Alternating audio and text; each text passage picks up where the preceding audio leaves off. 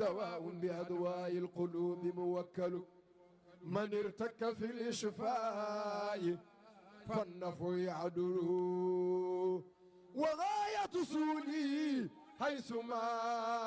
كنت قربه شيخ مري sëñ bi ñu ngi lay sant bu baax a baax ci njàngale mi ak ci liggéey gi ndax yaatu na yàgg nañoo am yéene ak dogu ko ngir ñëw waaye tey la ko yàlla dogal di la wax na nag ni ma ko waxee feneen démb rek laa ci mujj waxtaan ak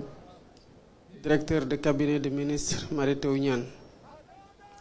fekk ñu ngi doon waajal bés bi ak yeneen bés yi di ñëw ndax alhamdulillahi rabbil alamin xew-xew yu jàmm yu mel nii bëri na ci réew mi te xam nañu li ci suñu cër fas yéene nañ ko taxawee bu baax a baax loolu moo taxoon bi ñu tabbee Jim Dramé directeur des affaires religieuses ñu ne ko ne dem fekk ji kilifa yi waxtaan ak ñoom gën leen a leeral ñun li war a doon suñu taxawaay ak nuñ ko bëgg a defee waaye tamit déglu seeni ndigal ñu jàpp ko noonu ndax noonu lay gën a rafete incha allahu rabbi ma ko doon wax ne direction des affaires religieuses fokk ñu gën ko kawel lii direction yëkkati ko bu ko rang délégation des affaires religieuses wala du culte ak nuñ ko mën a tudde ma ne leen ndax lii dafa am solo Sénégal sénégalais yi fonk nañu ko ñu ngi koy dund bu baax a baax te bu dee régulation sociale rek bu ñu soxla fii amul lenn loo xamante ne gën na ko dëgër gën ko efficace ci régulation sociale te dëkk yu mu amul yépp gis nañ ni mu mel kon exception bii ñu yàlla baaxe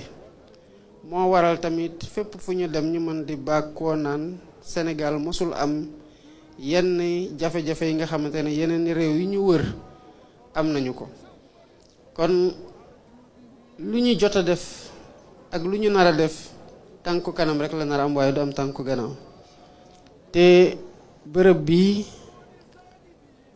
def ci am wàll gu am solo ci mission bi li ko waral mooy ku ne Cheikh Omar Foutiyou Tall rek jeexal nga kon lépp lu ci lamboo jàpp ci rek soqee koo fa rek ci lool rek la mën a continuer ndax laytaal gi moo dëgër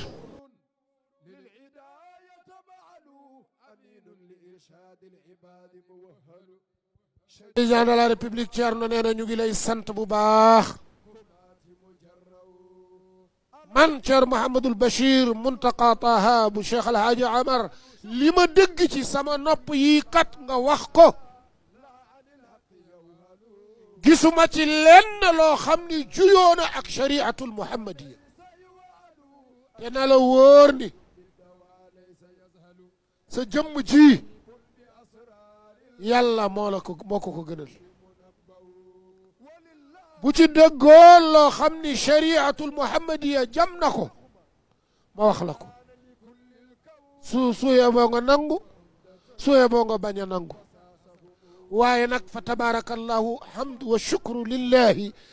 wax ji nga wax fii ba teeral ba daaneel awalan wa axiran amul lenn loo xam ni sharia jam na ko ci